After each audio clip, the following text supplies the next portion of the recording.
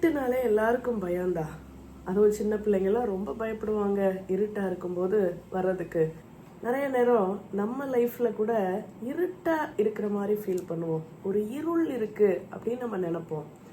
சூழ்நிலைகள் கொஞ்சம் நம்ம விரும்புகிற மாதிரி இல்லை, அது மாறி இருக்கு, வித்தியாசமா இருக்கு, நெகட்டிவா இருக்கு அப்படின்னு சொல்றப்போ நம்மளை சுற்றி ஒரு டார்க்னஸ் இருக்கிறதா நம்ம ஃபீல் பண்ணுவோம், இருள். ஆனா இந்த இருள் நிரந்தரம் இல்லைன்றதை தான் வசனம் நமக்கு திரும்ப திரும்ப சொல்லி தருது.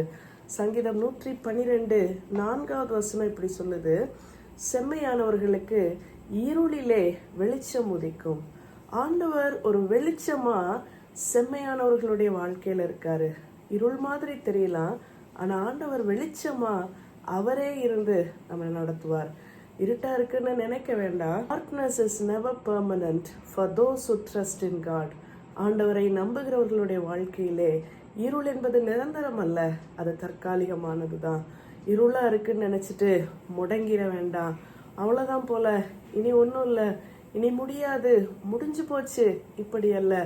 இந்த இருளாய் தோன்றுகிறது தற்காலிகமானது. நீங்கள் தொடர்ந்து முன்னேறி செல்லுங்கள். ஆண்டவர் உங்களுக்கு உதவி செய்வார். இப்படி தினசரி நம்பிக்கையின் வார்த்தைகளுக்கு தொடர்ந்து எங்களோடு இணைந்திருங்கள். God bless you.